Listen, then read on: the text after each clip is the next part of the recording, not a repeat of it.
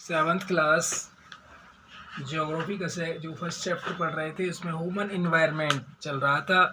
Human environment refers to everything created by man like roads, यानी मानव पर्यावरण का तात्पर्य है कि जो भी चीज़ें सृजित की जाती है मनुष्य के द्वारा, जैसे सड़क, इमारतें, पुल।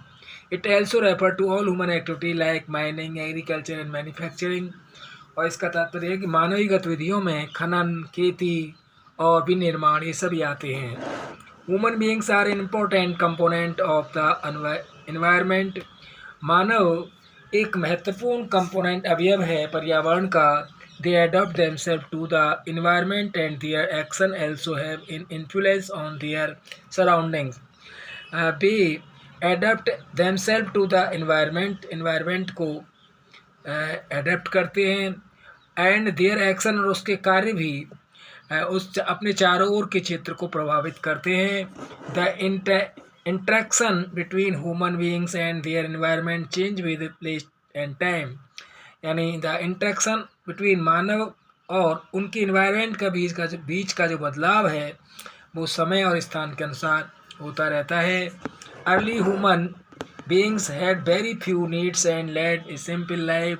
प्रारंभिक जो मानव था वो बहुत ही कम आवश्यकताएं थी और एक सादा जीवन था उसका।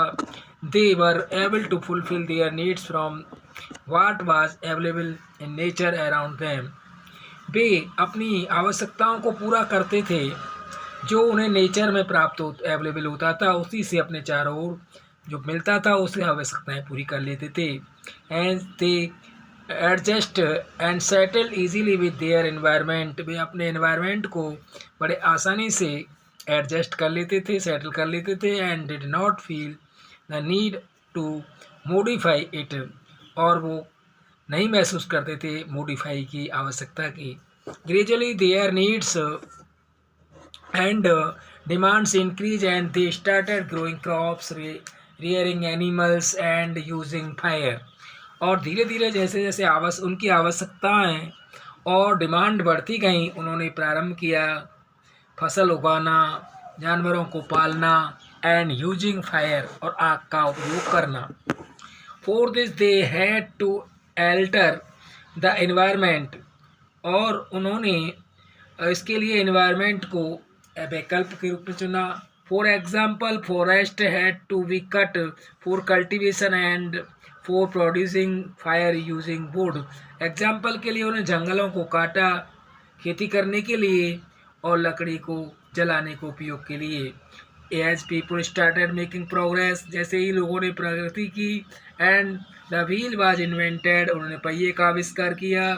Surplus food was produce which was exchange and transported, और जो सरप्लस आपूर्ति होती थी, फूड होता था, उसको वो एक्सचेंज करते थे, ट्रांसपोर्ट करते थे पर दूसरी जगह। This led to the introduction of trade, जिसके कारण व्यापार का परिचय हुआ। The invention of machine gave birth to factories, और मशीनों के आविष्कारों ने फैक्ट्रियों को जन्म दिया। विच स्टार्टेड मैन्युफैक्चरिंग गुड्स, जिससे वस्तुओं का विनिर्माण प्रारंभ हुआ। These factories use raw material and natural resources like iron और coal and fuel which started depleting slowly. These factories, ये फैक्ट्रियों में उपयोग में आने वाला जो रॉ मटेरियल था, जैसे प्राकृतिक संसाधन, जैसे लोह अयस्क, कोयला, ईंधन, विच स्टार्टेड डिप्लीटिंग स्लोली, धीरे धीरे इनको जमीन से निकाला गया। This rapid development led to change in the natural environment and cause a lot of environmental issue. This rapid development, इस तीव्र विकास ने चेंज किया प्राकृतिक पर्यावरण को, जिसके कारण ए लॉट ऑफ पर्यावरणल इशू उठे पर्याप्त। Construction, agriculture, mining, transportation and over population are adversely, और कंस्ट्रक्शन निर्माण कार्य, कृषि, माइनिंग, खनन, ट्रांसपोर्टेशन और अत्यधिक जो आबादी थी उसने काफ़ी प्रभावित किया प्राकृतिक पर्यावरण को। The change are taking place so rapidly that nature is not able to repair the damage. Change are taking, ये परिवर्तन जो हो रहा था उसमें तेजी से प्रकृति के और जो प्रकृति में जो डैमेज हो रहा था उसकी रिपेयर नहीं हो सकती थी।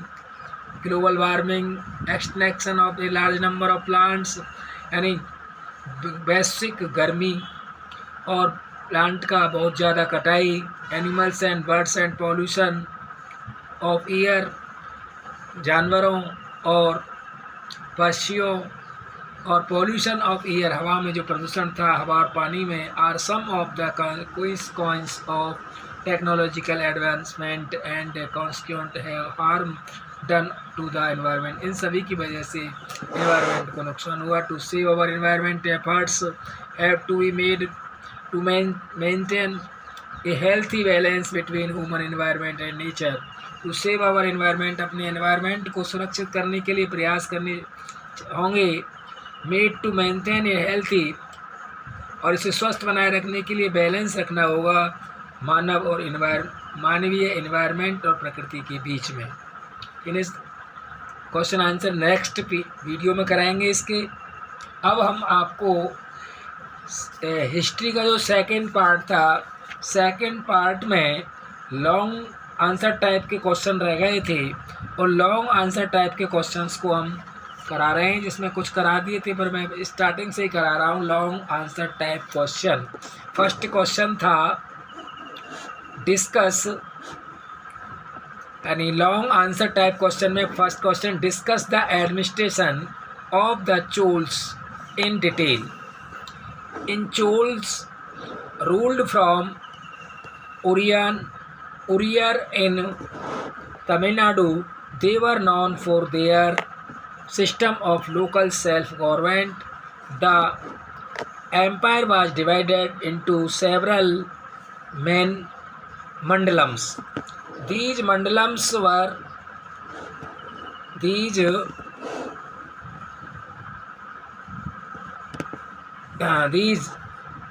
mandalams were further subdivided into Valendu and Nadu. A group of villages together was a Nadu and a number of Nadus together was a Valendu. Each village had two assemblies, the Ur and the Sabha. The Ur comprised of all the people of the village who owned land. The Sabha comprised of the Brahmins of the village. Question second,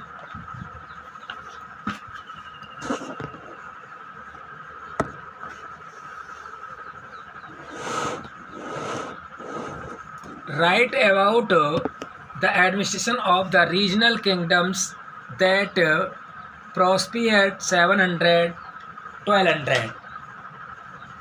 इसका answer है the early medieval period AD 700-1200 saw the emergence of a number of powerful regional kingdom.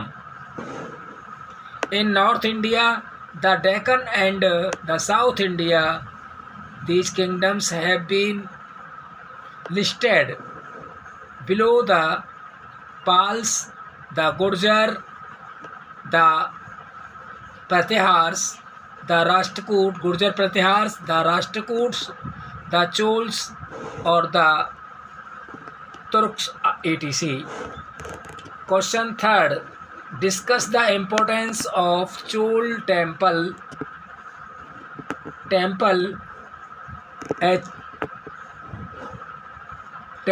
as centers of economic, cultural and social activities. Third question का answer है the Chola temples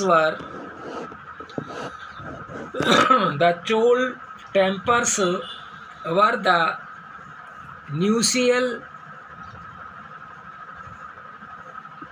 settlements growing around them, which included centers of craft production. Temples were also endowed with land by rulers as well as by others.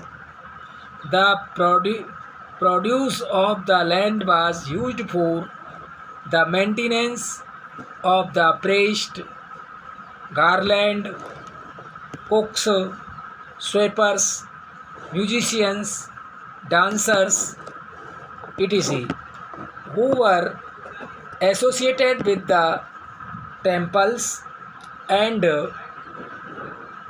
used to work for them.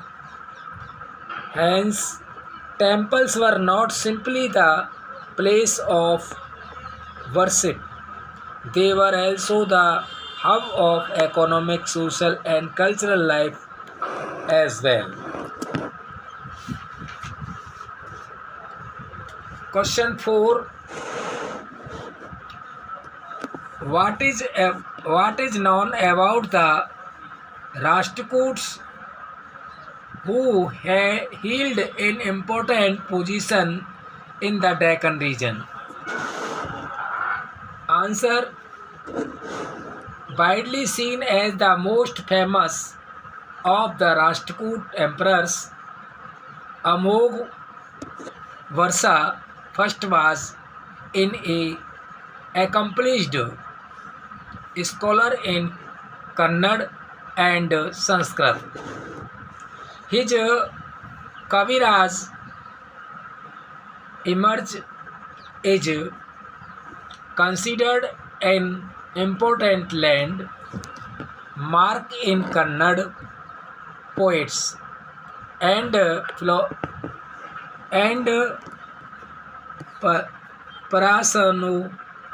Prashnottar Ratnamalika in Sanskrit is a writing of high merit and was later translated into the Tibetan language.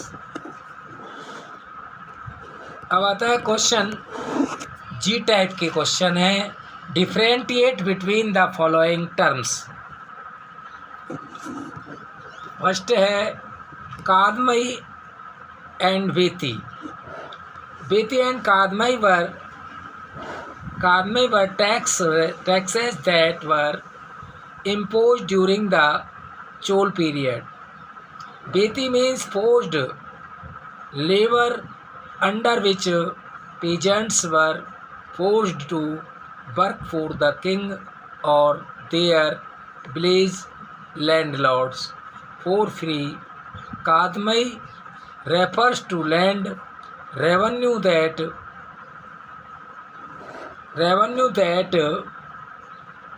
peasants had to pay to the king.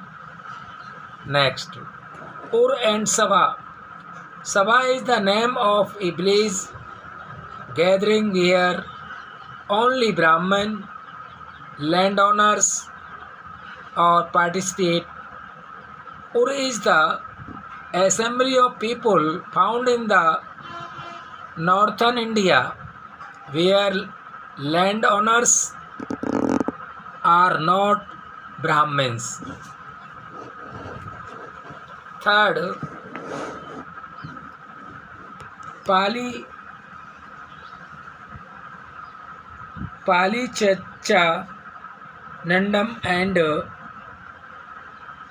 Salbhoga.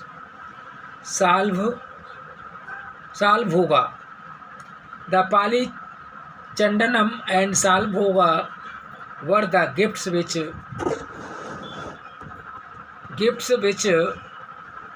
were given by the Chol kings to their people. The Pali Chandanam was land donated to Jain institutions. The Salbhoga was land for maintenance of a school. Suryavanshi and Chandravanshi. In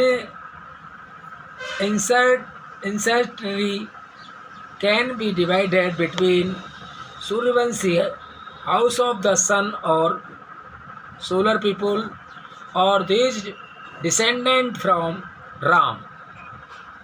The heir of the epic Ramayana and Chandravanshi, house of the moon or learner people, on descendant from Krishna, the hero of the epic Mahabharat.